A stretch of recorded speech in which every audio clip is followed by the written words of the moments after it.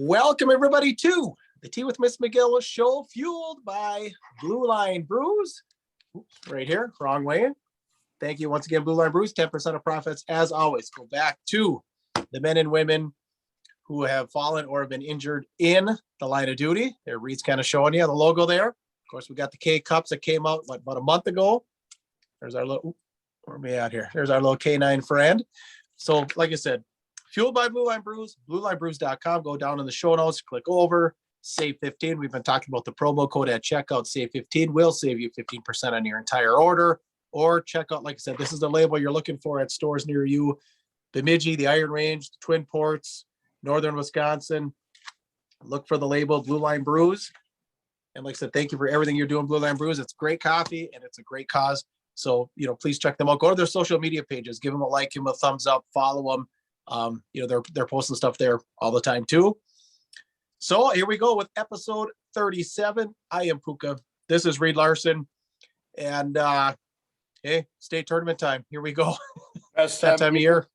Best time of year, Puka. High school hockey is winding down to one final weekend starting tomorrow. That's why we're putting our show out here Tuesday evening so that we can preview tomorrow's single A games that get on. They'll be on the tube on 45 TV, Me TV. It's put out there across WCCO out of the cities. Has all of that, and it's usually on an ABC station here up north. So WDIO will have that and all of the state tournament for us to view. I shouldn't say all. I should say all the games that take place at the XL Energy Center will be on there. And as people continue through the winners bracket, they will continue to be on the television. But best time of year, man. It's can't wait for things to get going. I mean, I'll be in school tomorrow, but don't think that I won't have it up on the screen in my classroom. And every single year they try to, the technology department tries to figure out ways for us so that we can't stream it because kids are going to be, you know what, get it on there. I can just go ahead and share it through my phone. I can stream it through my phone data instead of using the school internet. So it's going to be on in my classroom. You're not going to stop me. I'm going to play the state tournament in my classroom because that's what happened when I was in high school. It's going to continue. So again, state tournament time, single A starts tomorrow. Double A starts on Thursday. Greatest time of year, best state tournament in the country, including Texas football. Minnesota hockey is better. That's right. And better than Indiana basketball. That's right. What? So yeah. So Indiana, best time of year, like it's a Minnesota tradition. It's celebration. Absolutely. All right. So before we get into this week's action, let's go back. Obviously, we had a big matchup here, 7AA last week, Andover Grand Rapids. Obviously Grand Rapids getting the short end of the stick. Pretty entertaining game. I guess the comments and feedback that I've gotten, just kind of a slow start for Rapids. Do you agree? Yeah. The nerves were there, and we've had numerous conversations with our students here now, our student athletes as a staff here. We had individual meetings with players last night and after school and talked to guys about the game a little bit. And it's tough to even still have that conversation as a coach on that staff, as a mentor to these kids. It was tough to see them lose in that fashion. Especially, it's one thing if you lose in the section final and you played your best game and you gave everything you could. Not saying that they didn't try, they tried, but it just wasn't their greatest game. And I think you could sleep better at night knowing that if you played the best you absolutely could and you still lost, so be it. You left everything out there. But I think our guys at the end of the day were looking at themselves in the mirror going, what happened? We didn't play good.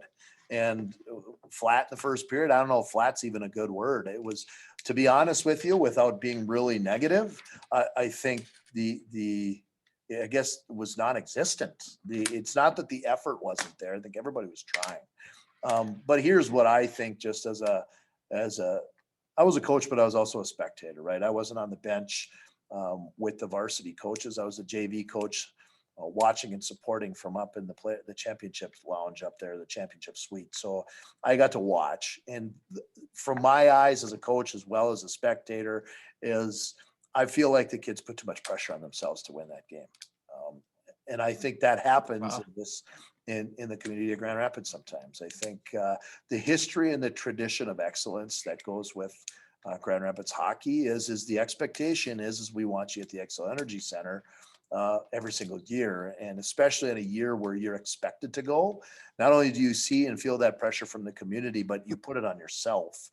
It's put on you in school. It's put on you by your classmates. It's put on you by yourself, your family, you know, the community. And I think it's unfair. I really do. I think it's unfair for a teenage kid between the ages of 16 and 19 or 16 and 18 to have that much pressure on them to perform in that. If they didn't have anything to worry about, when there's no pressure to win that game, they go out there and they play great and probably win. Hence the reason why they ended up beating Andover just a month before, because there wasn't anything on the line. It was who's better than who. And at that point in time, the better team won. At this point in time, I think the team that was more prepared mentally, with more experience in that game, and with basically nothing to lose, because they came in, sorry, but Andover came in as the underdog. Grand Rapids was expected to win that game. And everybody can say that. They came in as the number 1 seed, but if it wasn't for the QRF and the goofy schedules, Rapids would have been the number 1 seed. I think everybody in the section would agree that Rapids should have been the number 1 seed had it not been for the QRF. But Rapids was expected to win. I think, yeah, even Coach Manny said that, you know, we wanted to win. We expect to win. Did we think we were going to win? Well, flip a coin and, you know, 2 out of 3 times it's probably going to land on the side of Rapids this year. Well, it didn't. It landed on the side of Andover. So ultimately speaking, I think the kids put too much pressure on themselves. They were nervous. They were gripping the stick, and they did not play good in the first period and probably period and a half. At the end of the game, there was a hard pushback. They scored a goal. Oh yeah, the last 10 minutes. Yeah, last 9 minutes of the game was all Grand Rapids. You know, once they killed off in the second period, their 5-minute penalty kill that they got, Caden Nelson got a check from behind, a 5 and a 10. And once they got out of that and he gets back into the game in the third period, there was a hard push and 1 goal was scored. There were opportunities to score more, just couldn't bury it. But if they had played like that the entire game, there would be no question Grand Rapids would be advancing to the state tournament. But I think the nerves got to them in the first portion of that game, and it was hard battling back from that. Yeah. Well, best wishes, I guess, to Andover. They are representing the section, but yeah, you know, great season for Grand Rapids. Great season for a lot of teams up north here. But like I said, now it's just time to turn on the tube and you know, take it all in here over the next 4 days. Yeah, I think I hope our guys, I hope the Grand Rapids guys choose to flip that on and watch it, or head down and watch the state hockey tournament in person and soak it in. I know it's bittersweet, but it's always an experience that I will remember as a student athlete. I never made it to the state tournament as a player. I still haven't made it to the state tournament as a coach. I'm 43 years old. It may never, you never know. It may never happen. It might happen next year. You just don't know, but enjoy those times with your friends. I remember going down as a high school student to the state tournament. You know, I was allowed to go my junior year and my senior year. My parents allowed me to go with my friends and stay down there in a hotel and have fun. And it was fun. I encourage you to do that, but I also encourage you to go there to watch the state tournament and stay out of trouble. Oh yeah, lots of fun. Kelly in and then walking right over to the rink. It's a great time. Absolutely. All right. So a quick word from the Rink Sports Bar and Grill. We've talked about them a lot this year, just on for the Hockey Hall of Fame in Evelyn. We mentioned last week, it is now Lent. So the Friday fish fry, that's your spot at the Rink Sports Bar and Grill. Daily specials, of course, hockey themed restaurant, full bar, breakfast, full menu, daily specials, 248-8582 if you want to order by phone, or the rinksportsbarandgrill.com is where you can order online. But like I said, the Friday fish fry is legendary. It's Lent. Get there this week, and they will have the games on Friday night. Okay, so like I said, 1 year after COVID actually pushed the state hockey tournament all the way into early April, about a month later. Everyone, the faithful, are going to be flocking to St. Paul for another year. So we'll start here with the single A, just kind of a preview. You know, anything sticking out to you? You know, just off the top of your head on the single A side. Well, to be honest with you, and I don't mean to sound any particular way. I do the best I can to make sure that I am supportive of all teams in the Northland when it comes to Northern Minnesota hockey. But if anybody thinks that the state tournament is going to end up any different than Hermantown winning the state championship, then I'd like to humor that conversation. Yeah. The only other team that has any inclination of a prayer would be Warroad, and there's an outside chance that Matamidi can beat Warroad in the second round and be in the state championship game with Hermantown, but I still don't see anybody beating Hermantown. I really don't. Yeah. There was a close game earlier in the season between Warroad and Hermantown in Hermantown. It was a 2-1 win in overtime where Hermantown beat Warroad, but there were players out of Hermantown's roster that weren't even on there. Some important hockey players that weren't on that in that roster, and they still won. So at any rate, I really the single A state tournament is going to continue to be what it is until parity gets figured out as far as sectioning, until teams figure out how to move up and play with the big boys. Otherwise, it's going to continue to be this. I don't even know if I watch on Wednesday, to be honest with you, anymore. I'm tired of watching teams that are unseeded get blown out of the water by 9 goals. It's not even fun to watch anymore, and it's demoralizing to see that. So when these teams come in that are seeded 1 and 2, and they play against some of these unseeded teams, like I feel bad for whoever's going to, face off against Hermantown in the first round. That'd be New Prague. I feel bad for New Prague. They made it to the state tournament. They had a great run. I pray that they put up a good fight against Hermantown, but it's likely not going to happen. It's probably going to be a 7-0, 8-0, 9-0 win. It's probably going to be. And I hate to say that, but it's going to be that way for Moorhead, not Moorhead. Warroad's probably going to get a decent game from Monticello. Matamidi is probably going to get an okay game from Mankato East, but probably not as good as people may think. It's probably going to be a 4 or 5 goal spread. The best game in that quarterfinal is going to be Minneapolis and Alexandria. That'll be the best game. That's the 4 and 5 seed game. So if you're going to watch any games on Wednesday, watch the one that takes place at 8:00 at night, because that'll be the best game. The rest of them are going to be blowouts. Well, a couple things. So Hermantown should have experience because remember, Hermantown's JV played last year. So those JV players from last year have some experience. Of course, they didn't run under, I can't remember the name of the team, but it was that Brody Lamb. Dodge County. And I know they're done. Who was it? Dodge County. There you go. Dodge County. Yeah. So that Brody Lamb, who was, I see playing in the USHL this year for Green Bay. But, without Brody Lamb, Hermantown's JV might have won that game. And of course, that was the game that Zam Plant kind of put himself on the map in the state of Minnesota.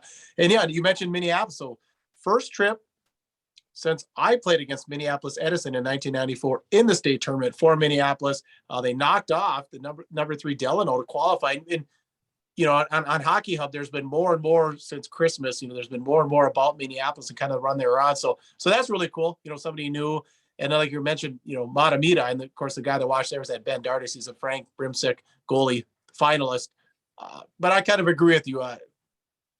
Not a lot of expectations for quality games on Wednesday. And like I said, Hermantown probably be an absolute blowout. But as a coach, as you know, you got to worry about that a little bit as a coach, don't you? Like, hey, don't be overconfident. We need to play the game. Every once in a while, you get those games where somebody throws 70 shots on a goalie you never heard of, and he stands on his head and saves everything, and there's a major upset. Well, that's what you pray for in this first round game. And I guess if I'm New Prague, I hope that my goalie has got an absolute horseshoe hanging out of his breezers, so that the guy stops absolutely everything. I hope that happens, but I've seen some really, really good goalies this year get demoralized by Hermantown. I've seen it happen this year. I've seen good goalies end up getting 5-6 goals pumped in on them in the first period. For instance, watching Cloquet play against. Cloquet has 2 phenomenal goalies, Jacob Walsh and Abrahamson. These guys are both good goalies, and they both got demoralized in the first period by Hermantown. It's like, well, what do you do? I mean, I don't care how good you are. That team is a juggernaut, and we'll continue to have this conversation as things move forward. I support all teams in northern Minnesota, but at some point in time, there's a time to start making a move in a different direction. We'll talk about that maybe next week. Yeah, exactly. All right. A word for Minnesota hockey camps. Minnesota hockey Or camp. anything else in single A? I should back up. Anything else in single A before we move Nope. on? Okay. Nope. Minnesota hockey camps, the camp where the pros go, located in Breezy Point, Minnesota. Start looking at your calendar for the months of July and August. Camps start mid-June. They start June off with a girls' camp. But then after that, they get into the boys' camps late June into July, August, and then things kind of shut off before the Minnesota fall sports season start. But if you're looking for a great camp to get to for skill development, this is a camp with highly trained coaches. The entire staff from the Minnesota Loons junior team of the NA3HL work there in the summertime. Mike Muller is one of the coaches that's there. Craig Larson is one of the coaches that's there as well, that work throughout the summer. And of course, you get your, not only your cameo, but your specific groups that end up there that get a chance to work with Chris Stewart, owner and former Minnesota Wild player. So you get some great coaching. You get on ice twice a day. You get dry land twice a day. You get classroom, and it's all hockey. But of course, it's some fun things that take place in Breezy Point as well. It's located close to Breezy Point Resorts, where golf courses are close by. There's lakes close by. They make trips off campus to do fun things as well too. It's all about hockey, but they do find some of the summer recreation things that they can do to have some fun while you're at a camp, so to speak. Yeah. Awesome. All right. Thank you, Minnesota hockey camps. All right. Let's dive into the double A here. I'll set you up on a few of these. I'm going to start with Prior Lake. All eyes are going to be on Alex Bump. Fantastic player. You were mentioning kind of the favorite, you think, going into the state tournament, kind of has the edge on everyone for Mr. Hockey? I think so. I mean, of course, I'm a big Joey Del Greco fan, and I keep my fingers crossed and hope and pray that our Grand Rapids guy can take home second straight Mr. Hockey. But if I had to say a guy that had, I guess, the edge, would probably be Alex Bump. That would be my thought. Is he's probably going to be the one. Prior Lake, you can maybe correct me if I'm wrong. Go back and look at some of these things, or somebody can comment on our page. I don't think Prior Lake has ever been to the state tournament before. Maybe they have. Look back and somebody correct me if I'm wrong. I will gladly admit that if that's the case. But if they have been, it's been a while. And this is due in large part to Alex Bump being a huge piece to that puzzle. And it's cool to see a new team in the tournament that either A, we haven't seen in a long time, or B, we haven't ever seen before. I don't know which one, but I'm going to guess they haven't been there before. This is the first time. Yeah, you're correct. First ever state tournament appearance. Okay. So pretty cool. Pretty cool for Alex Bump to be there. I think that could potentially be enough to put him over the top as being a Mr. Hockey, being awarded Mr. Hockey. But he will be matching up against a Frank Brimsek finalist in the Nets, goaltender for Cretin Durham Hall. And you can look that name up, because right now I don't know what it is off the top of my head, but I do know the statistics and the numbers of the goaltender for Cretin. And Cretin has not let in very many goals per game, and very many throughout the course of the year. So this will be a topic of conversation, and everybody that's kind of doing their little brackets right now as to who's going to win the state tournament. My foreshadow here for you is Cretin wins the state championship this year. And I think they do it because their goalie only lets in 1 or 2 goals the entire tournament. Marco Belak. Is there a Belak? Is the goalie? Yep. Okay. He's good. And he will be the reason why Cretin advances. Cretin is going to probably, I don't think they'll annihilate Prior Lake. I think it's going to be a good game. I think Alex Bump is going to be spotlighted, and he's going to be under the hot lights of the XL Energy Center. Great place for him to put himself out there for exposure for the whole world to see, and NHL scouts to see. But I don't think that it lasts long. I just don't think it's going to be Prior Lake advancing. I think it's going to be Cretin advancing, and I think they're going to have to match up against somebody else that's going to be pretty good in the next round. So the next game, right after, we'll get an opportunity to see Maple Grove and Edina, and everybody's going to say, oh, Edina, they always move on. Edina's going to get beat. Maple Grove is a better team than Edina. That's my opinion. Somebody might say, you're crazy. Larson, you're nuts. Well, I might be a little crazy, but I saw one of the best teams that I saw play against us this year was Maple Grove. They are loaded. They're going to find their way playing into the semifinal game, and their semifinal game is going to be against Creighton. And Creighton, again, because those teams will be so well matched up, the other team may have a hard time with the goaltending of Creighton, and Creighton's also got some pretty stud high-level players that are going to move them into the championship game. So I see Creighton getting past both Prior Lake as well as Maple Grove getting into the state championship game.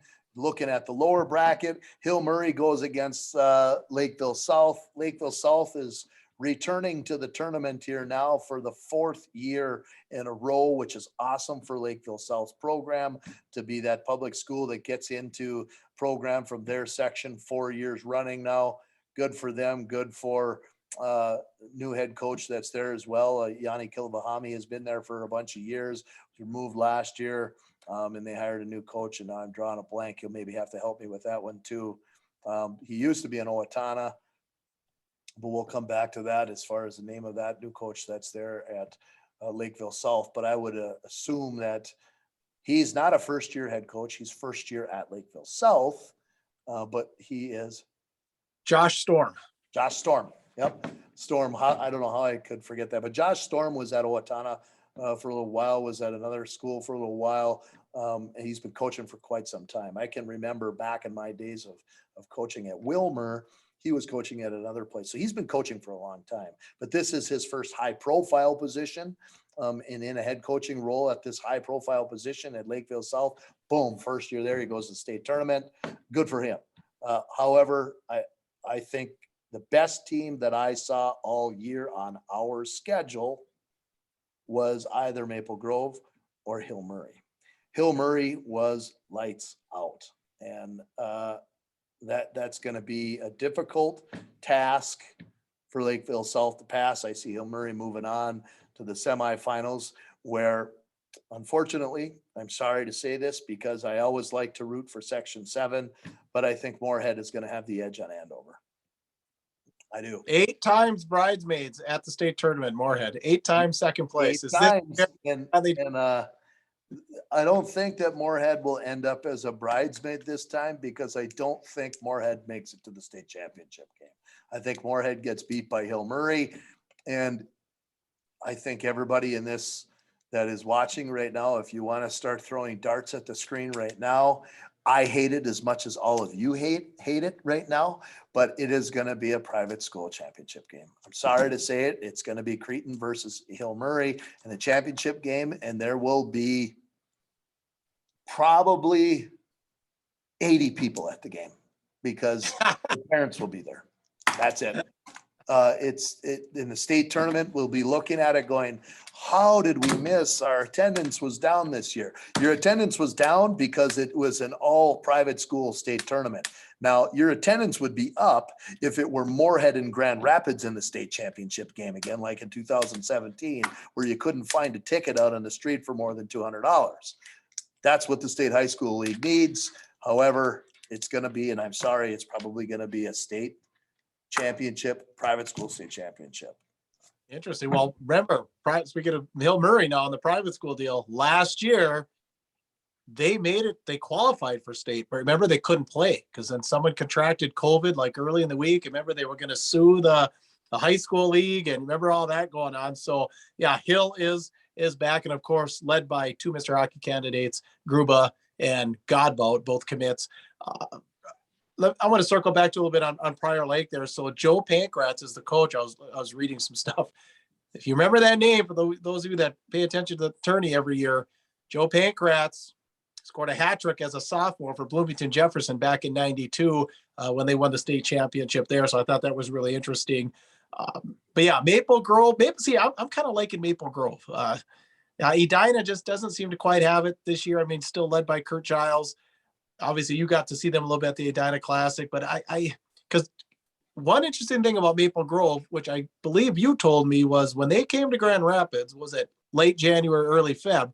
Wasn't that the first time the whole year they had the full lineup? Either they had injuries or they had COVID or something going on. Well, I think it was that week was the first week that they had started to see some guys back in their lineup. They had played, I think, 1 game or 2 games before they came to us in Rapids. But yeah, I mean, it was right within that time frame, week or week and a half, that they finally got their roster back, and they were just hitting their time to start climbing in the season. Maple Grove is good. They're really good. Yeah. Well, all these, the thing is that AA now, these teams are all, fantastic. It's incredible to watch. But yeah, I guess that's kind of all I have on the AA. Anything else from you?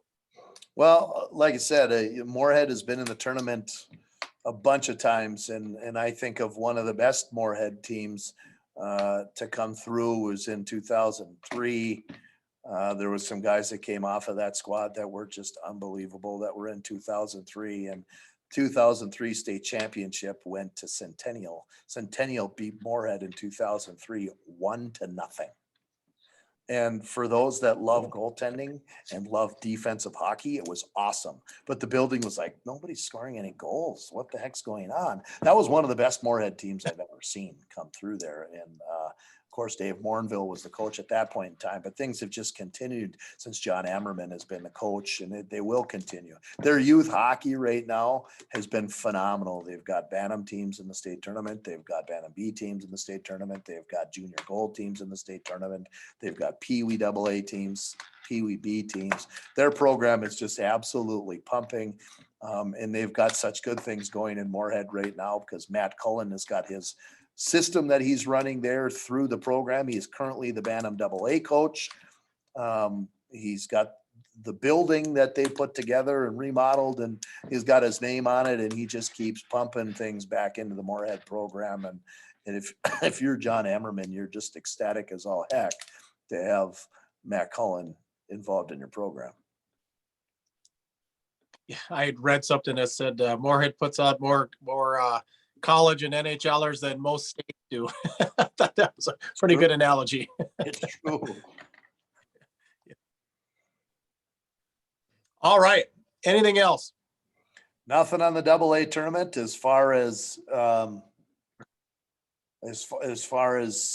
conversation for the tournament. I think let's just watch all of the comments that I'm making. Obviously, I like to say that I'm going to be right, but I honestly hope that it's not in all private school state championship. But I'll tell you what, I really do have a lot of respect for Matt Funk, who is the head coach of the Cretin-Durham Hall program. And I've got a lot of respect for Bill Lechner, head coach at Hill Murray. So as much as people dislike private schools because they can recruit and pull from other programs, these coaches really are really good coaches. So kudos to them for being in the position that they're in. I don't mean to cheer against you guys, but I'm not a private school guy. I'm a public school guy. So I hope to see the public schools move on, but I'm also realistic, and I also have seen some of these teams play. So there you go. Yeah. All right. Real quick word, Iron Range Apparel. The ODR line. I actually talked with Jesse, the owner of Iron Range Apparel, and I said, boy, the ODR stuff, I'm seeing it more and more. I said, yeah. I said, of course, my kids own it. I wish I could make some money on it. So the ODR line is found exclusively at Iron Range Apparel, which you can find at the Thunderbird Mall in Virginia. And we've mentioned this before, 17-year-old entrepreneur, junior on the Rock Ridge hockey team, came out with this ODR line. That's where you find it exclusively. Tees, jerseys, caps, hats, sweatshirts, everything's there. Iron Range Apparel, outside of just hockey stuff, they have all kinds of Minnesota themed gifts, whether it's tumblers, coffee cups, just all kinds of like knickknacks and stuff for gifts with theme of Minnesota. They've got the Hams Bear on some t-shirts, some hats, some caps, some really cool stuff. So if you're looking for a gift for that special somebody, head over to the Thunderbird Mall in Virginia to Iron Range Apparel. All right, couple of news and notes here to finish up. Ty Kinnett of Red Lake Falls, we've talked about him all year. He finishes the regular season with 93 points, so he'll be the season point title winner, if you will, in the state of Minnesota. Like I said, kind of be no surprises. He's been on top all year. And then one other thing is, let's circle back to Section 7 AA. So Easton Young from the Thunder Hawks, I was talking to his dad. He got the call right away Friday morning to head into the USHL, goes to Cedar Rapids. His team is Muskegon. They're playing on the road at Cedar Rapids. Dad brings him down. He sends me the lineup for the game. I look at it.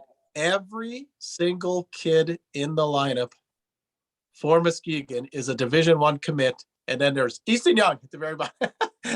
I mean, it was, and then one of the kids, of course, drafted on there. Yeah, the seventh defenseman on the list, and he's in there. And I actually got a couple of clips sent to me. Coach Chido was watching it on Hockey TV and on his computer, and he ended up just recording a couple things, sent a couple things, and it was kind of cool to see him back out there. He was in his original number that he wore his first 2 years at Grand Rapids High School, which is number 5.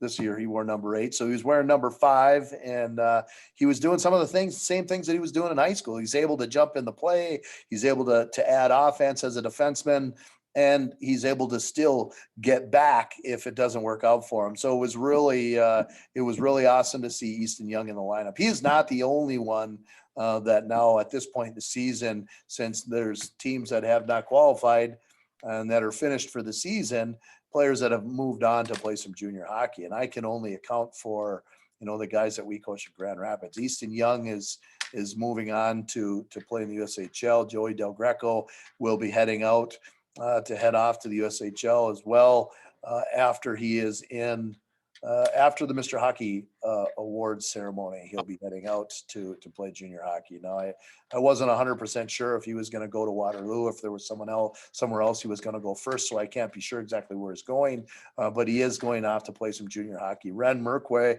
is going to go to the Wilderness for a couple of weeks before baseball season starts. So he's going to get some junior play, and Hayden DeMars is headed out to Minot to finish out the season in Minot. So we've got some guys that are doing that, and there's some others that are still reaching out to junior teams to see about jumping into at least some practices for a little while to see about the possibility of getting into some game time. So teams are now doing that, but it was really awesome, like you said, to see Easton Young jump into the lineup for the Muskegon Musketeers and see how that works out for him. He's going to, believe me, will not be the only one on that roster without a commitment. He will have one at some point real soon, I'm sure. Yeah. Oh, absolutely. And if you comment, any of you fans out there, if you know of anyone else that's headed to juniors, please send a comment, let us know so we can give them, a shout out, because it's just hard to kind of keep track of everybody. Well, that's all I've got. Reed, anything else? No, enjoy the tournament. I know that this is an important time of year for people. This is where our hockey tradition in Minnesota, I guess, gets highlighted. It gets put up on the big stage, gets put up on an NHL rink. It gets put up in front of, if you're AA, 21,000 fans. It gets put out in front of even more because it's spotlighted on television around the world.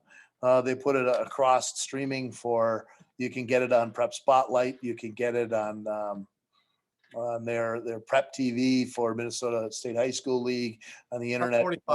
Prep 45. You have to pay for those things, but the people are streaming that around the world, and you don't see that in any other sport. You really don't. It's pretty cool to be able to get that kind of exposure. And like I said, it's the best high school sporting event, in my opinion, in the world. I don't think you see it anywhere else. Texas football rivals it for one game, for the state championship game, for a couple of different divisions. But this is an entire weekend of people in and out. And, they brag every single year, Puka, of what the attendance is that comes in and out of there. Because of COVID, we didn't get to see that attendance last year.